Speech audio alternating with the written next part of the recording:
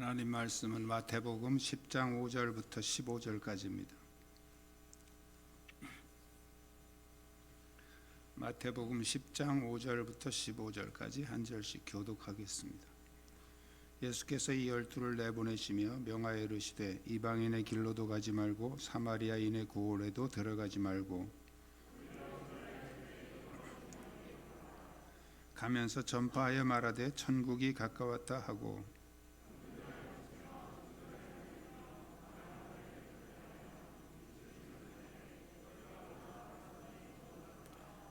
너희 전대에 금이나 은이나 동을 가지지 말고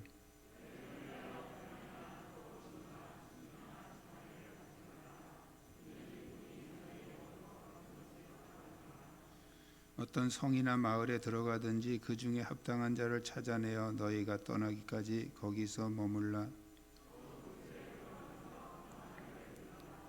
그 집이 이에 합당하면 너희 빈 평안이 거기 임할 것이요 만일 합당하지 아니하면 그 평안이 너희에게 돌아올 것이니라.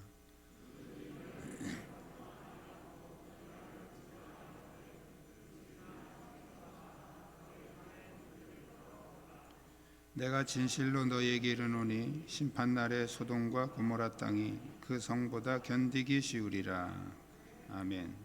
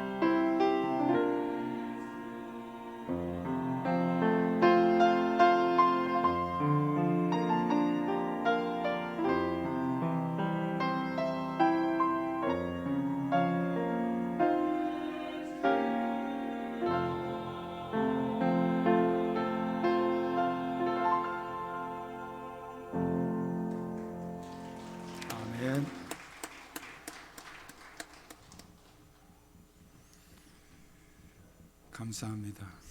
주위에 있는 분들과 서로 인사 나누시기 바랍니다.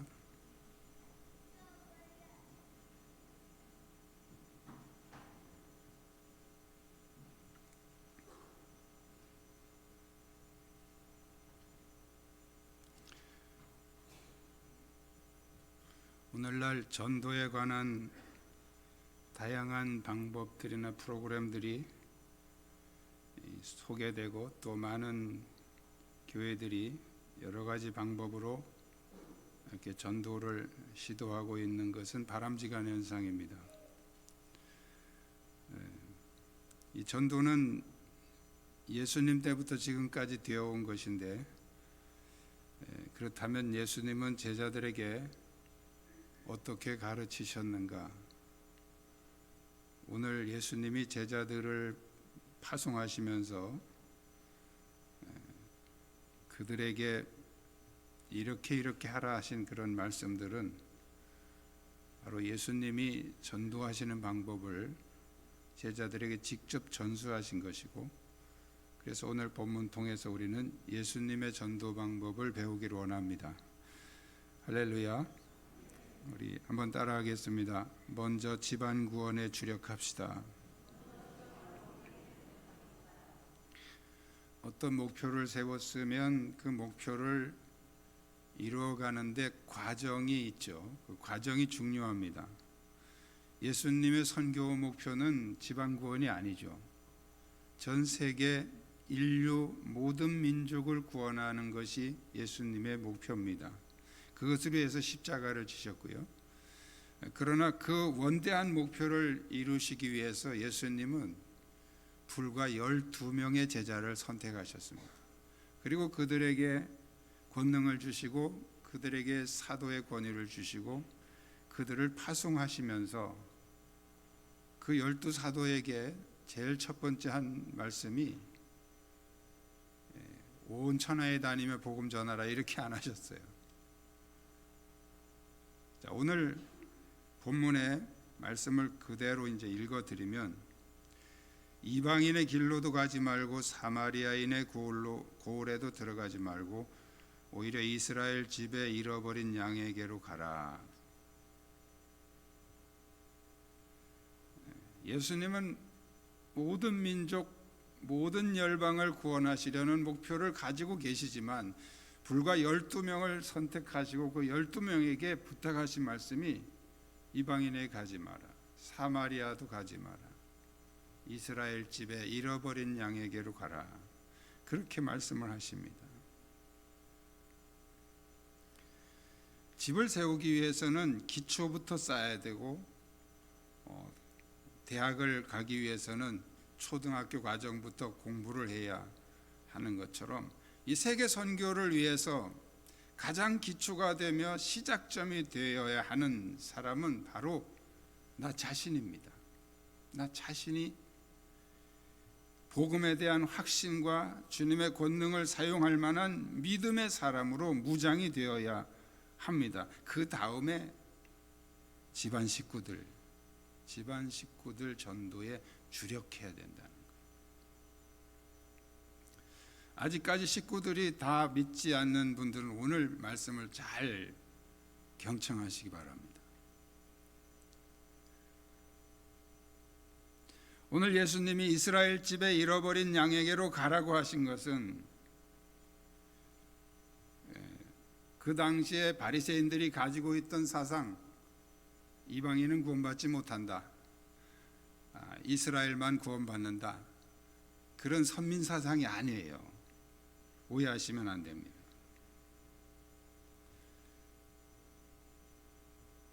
이스라엘 집에 잃어버린 양에게로 가라는 것은 가장 먼저 구원해야 될 사람이 누군지 알아라는 거예요. 그게 바로 가족 구원이에요. 가정 구원. 가장 가까운 가족이 가장 먼저 전도해야 될 전도 대상자라는 거예요. 할렐루야. 가족 구원은 가깝기 때문에 더 어려운 점이 있어요. 제일 말 안 듣는 사람이 가족입니다. 4살, 5살 아이들도요, 엄마 말 안 들어요. 유치원 선생님 말은 잘 들어요. 그러니까 엄마들이 유치원에다 전화해가지고 우리 애가 내 말을 잘 안 들으니까 이렇게 좀 해주십시오. 그리고 부탁합니다. 하지 마세요. 그럼 유치원 선생님이 뭐라 그러겠어요? 그러려면 자기가 하지 왜 보냈어? 이런다고요. 그냥 맡겼으면 그냥 맡겨두고 내버려 둬야 돼. 거기다 대고 자꾸 막 이렇게 해라 저렇게 해라 요청하는 것은 모양 빠지는 일이에요.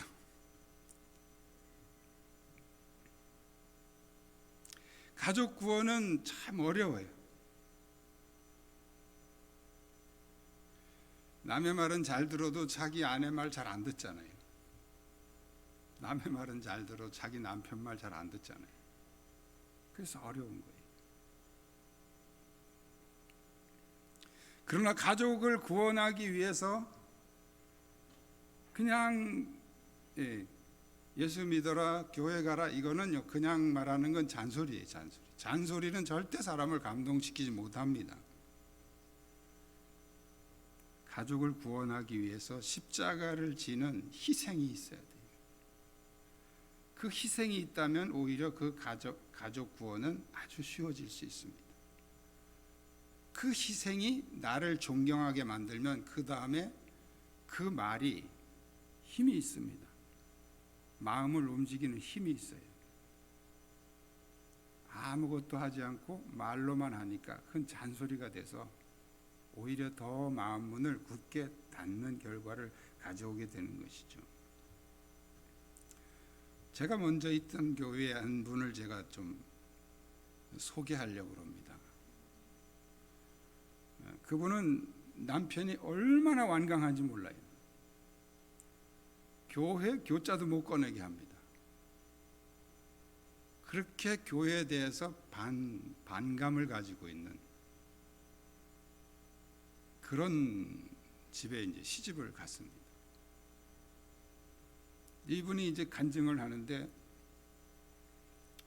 시집가서 처음부터 그 남편을 매일 발을 씻겨줬다는 거. 일하고 들어오면 물을 떠가지고 와서 세숫대에다 물을 떠가져서 매일 발을 씻겨줬대요. 그게 하루 이틀이 아니고 몇십 년을 그렇게 한 거예요.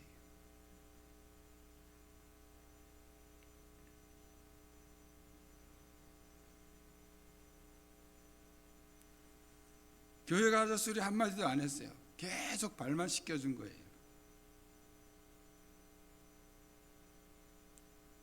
그런데 나이가 꽤 먹어서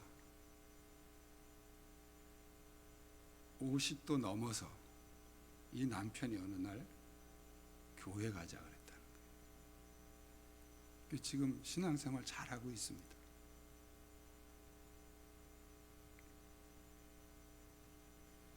그게 희생이고 그게 십자가거든요. 그분 그 집사님 하는 얘기가 자기는 당연히 그렇게 하는 줄 알았대요.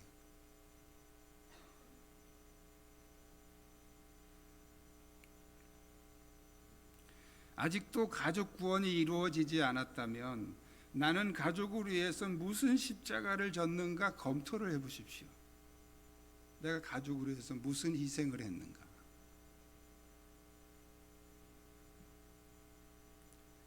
여러분, 남편이나 아내가 지금 가정에서 하는 일을 당연하다고 생각하시면 안 됩니다. 절대 당연한 거 아니에요. 먼저 그것에 대해서 감사하는 마음부터 가지셔야 됩니다. 내 아내가 나를 위해서 이렇게 집에서 날마다 헌신하고 있다는 것에 대해서 감사하는 마음, 또 내 남편이 우리 가정을 위해서 이렇게 날마다 직장에 가서 고생하고 있다는 걸 감사하는 마음부터 가지셔야 돼요.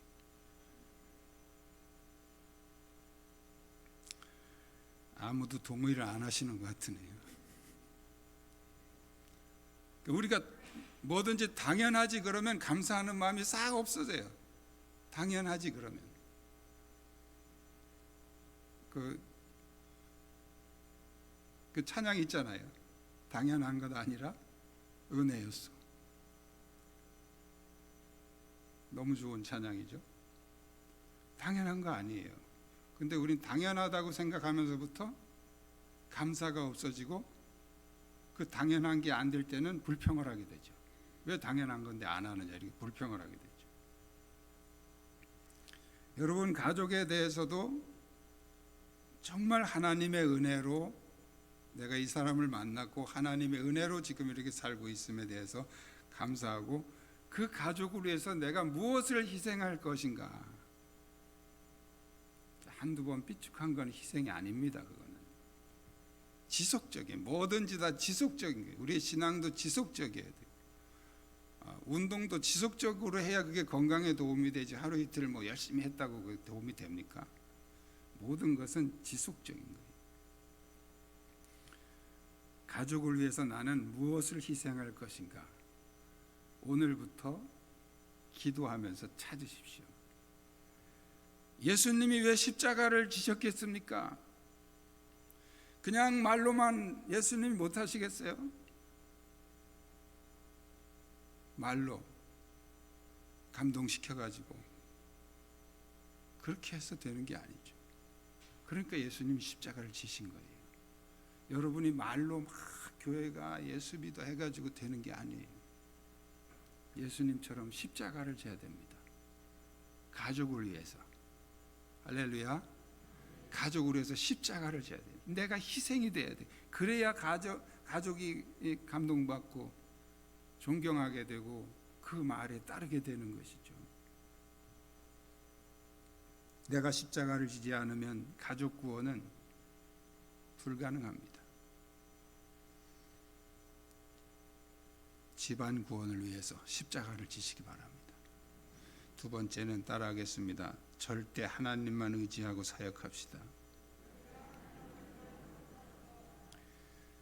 오늘 예수님은 가면서 전파에 말하되 천국이 가까웠다 하고 병든 자를 고치며 죽은 자를 살리며 나병한 자를 깨끗하게 하며 귀신을 쫓아내되 천국이 가까웠다. 천국 복음을 선포하고 그 다음에 사역, 치유 사역, 능력 사역을 하라는 거예요.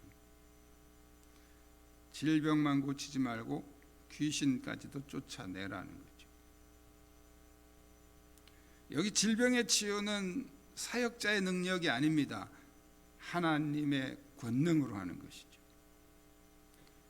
이 권능은 이미 1절에서 예수님이 12제자에게 주셨습니다. 그런데 그것은 거저 주었으니 무상으로 줬다. 무상으로 주었으니 무상으로 해라. 아무 대가도 받지 말아라. 하나님이 주신 은사, 하나님이 주신 권능은 100% 무상으로, 무료로 사용하셔야 됩니다. 그걸 대가로 해서 뭔가를 요구하고 그건 안 좋은 거예요.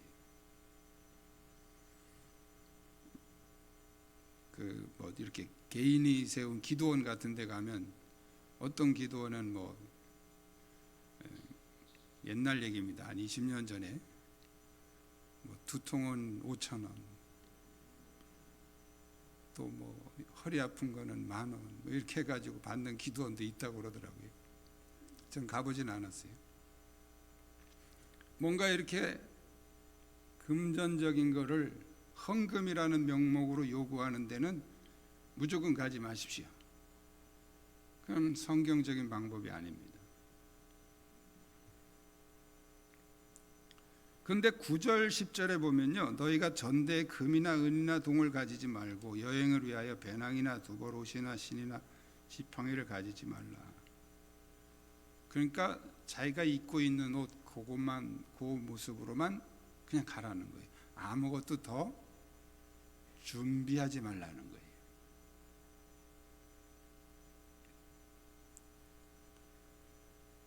그게 무슨 뜻일까요?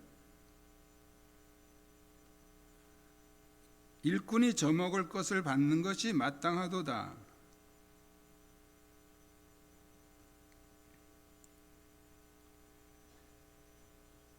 일꾼이 자기의 먹을 것 받는 것이 마땅함이라. 일꾼이 자기의 먹을 것을 누구한테 받습니까? 주인한테 받죠. 그러면 여기서 주인은 누굽니까? 하나님이시죠. 하나님이 다 알아서 주는데 당연히 하나님한테 받아 먹으면 되는 것인데 그걸 미리 다 준비하고 챙겨가지 말라는 거예요. 여비, 우리 흔히 말하는 여비도 가져가지 말라는 거예요.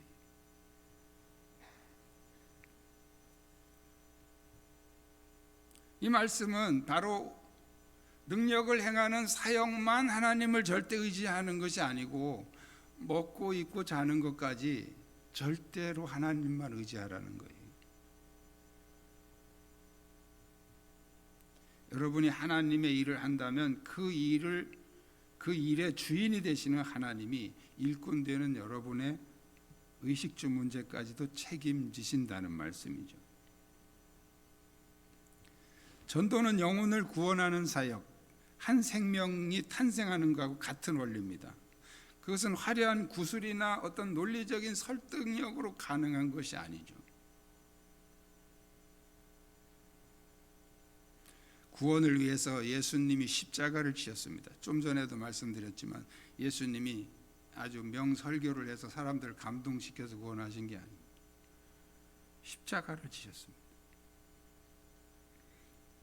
바리새인들이 표적을 보이라고 할 때도 예수님은 요나의 표적밖에 없다. 내가 죽었다가 사흘 만에 살아나는 그 십자가밖에 없다.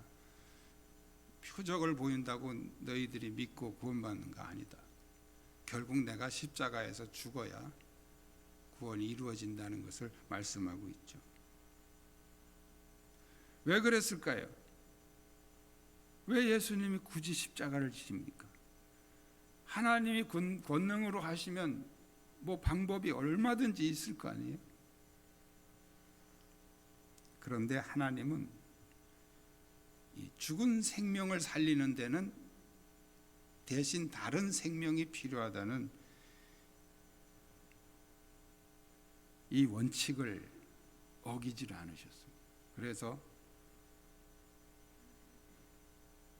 죽을 사람들을 위해서 예수님이 대신 죽는 길밖에는 없었던 거예요. 우리가 한 아기가 태어나는 것도 어머니의 그런 산통, 고통이 있어야 한 아기가 태어납니다. 옛날에는 이렇게 출산 과정에서 죽는 사람도 흔히 있었어요. 요새는 병원 시설이 잘 돼 있어서 하나님의 은혜로 또 이렇게 의술을 주셔서 아기 낳다 죽는 경우는 그렇게 많지는 않아요. 지금도 가끔 있긴 하지만. 그러나 수술을 한다고 해서 산통이 없습니까? 저는 안 해봐서 모르는데 우리 여자분들 한번 그냥 자연분만하는 게 더 힘들어요? 수술해서 제왕절개하는 것이 더 힘들어요?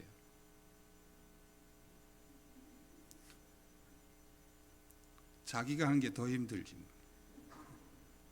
자기가 겪은 게 제일 아픈 거예요. 그게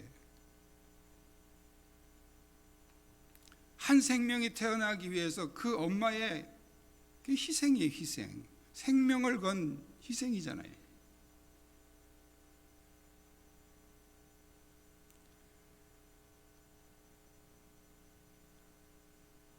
(9절) (10절에서) 아무것도 가지지 말고 그냥 가라 하는 것도 다 포기하라는 거 아니에요? 어떤 면에서 보면 그것도 십자가죠. 자기 희생이죠. 하나님의 권능을 의지해야 됩니다. 하나님의 권능을 전적으로 의지해야 되지만 전도자의 십자가의 인내, 십자가의 진통이 없다면 영혼 구원은 요원한 것입니다. 우리의 희생 없이, 우리의 십자가 없이 하나님의 권능으로 그냥 다 하시면 굳이 뭐 우리 보고 하라고 할 필요도 없는 거죠. 그냥 하나님 혼자 다 하셔도 되는 거죠. 우리에게 하나님이 우리에게 요구하신 것은 바로 우리의 희생과 우리의 진통을 통해서 한 생명이 탄생하는 이 영적인 원리를 하나님은 어기지 않으시겠다는 거예요.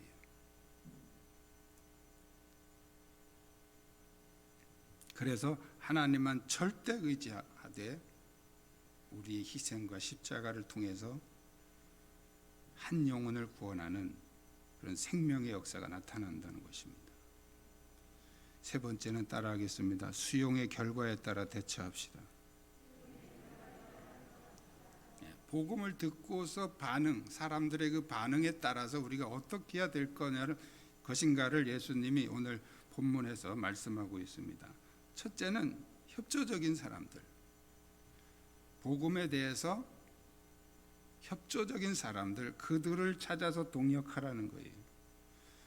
오늘 본문에는 그 집이 합당하면 너희 그 집 성이나 마을에 들어가거든 합당한 자를 찾아내서 너희가 떠나기까지 거기 머물라 그랬죠.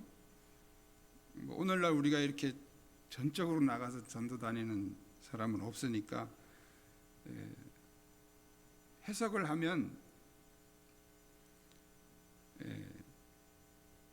협조적인 사람들하고 같이 동역을 하라는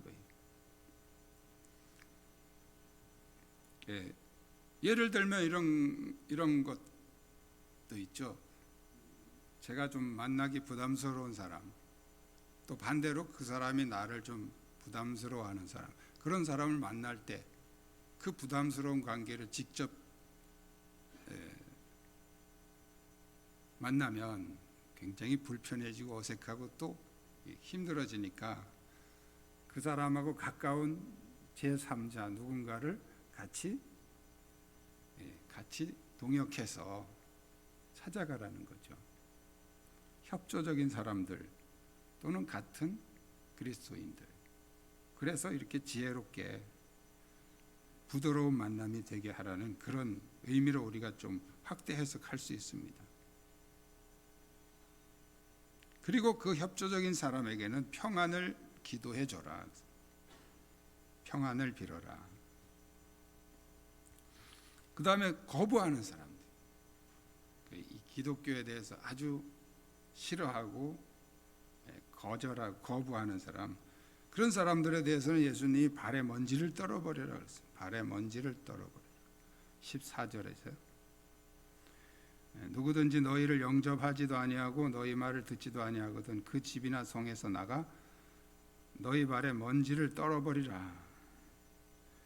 이 발에 먼지를 떨어버리는 이 행위는 원래 그 당시 그 바리새인들이 이방인 지역이나 자기들이 부정하다고 생각하는 그런 사람을 만나고 났을 때 집으로 돌아오면서 이렇게 발에 먼지를 털어버리면서 그 행동했던 어떤 그 정결례 비슷한 그런 그 의식이었다고 합니다.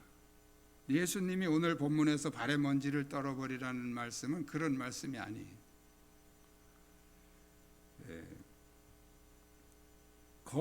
복음을 거부하는 자들에 대해서 결별 행위라고 우리가 이해를 할 수 있습니다. 복음을 거부하는 사람들은 우리에게 이렇게 불편한 말을 많이 던지죠. 예수 믿는 것들이 더하더라. 뭐 이런 식으로 불편한 말을 우리에게 던진단 말이에요. 그러면 그 불편한 말이 우리 마음에 잔상으로 남아서 계속 우리가 신경 쓰이고 불편하게 되죠. 이런 거 다 털어버리라는 거예요. 그래서 깨끗하게 정리를 하라는 겁니다. 더 이상 그 사람에 대해서 연연하거나 또는 스스로 자책할 필요가 없다는 거죠. 내가 능력이 없어 그런가? 내가 너무 능력이 없어서 저 사람이 안 받아들이나? 뭐 이런 다양한 그런 잡다한 생각을 하지 말고 그냥 깔끔하게 털어버리라는 거예요. 복음이 전파되는 곳에는 항상 협조적인 사람이 있는가 하면 또 반대, 거부하는 그런 반응이 나타나게 돼 있죠. 예수님도 그랬고 제자들도 그랬고 오늘도 마찬가지입니다. 모든 사람이 우리가 말하면 다 그냥 좋게 들어주진 않죠.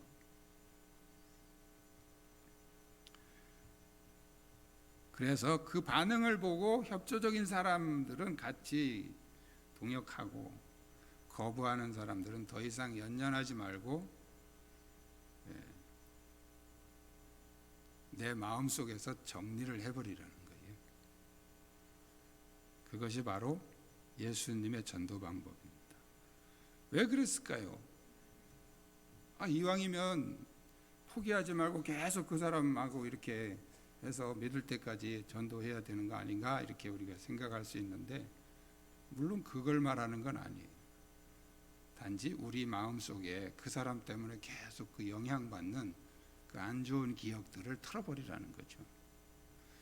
오늘날 우리는 초대교회 사도들처럼 우리가 전적으로 돌아다니면서 전도만 하기는 어렵습니다. 그러나 원리는 동일합니다.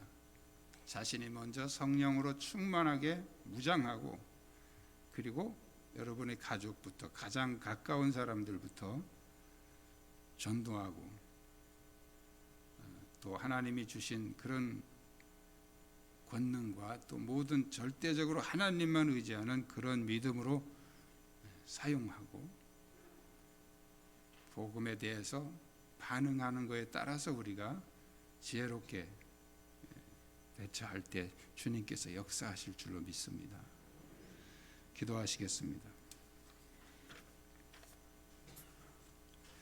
주님은 우리가 예수님의 전도 방법으로 영혼 구원을 이루기를 원하십니다.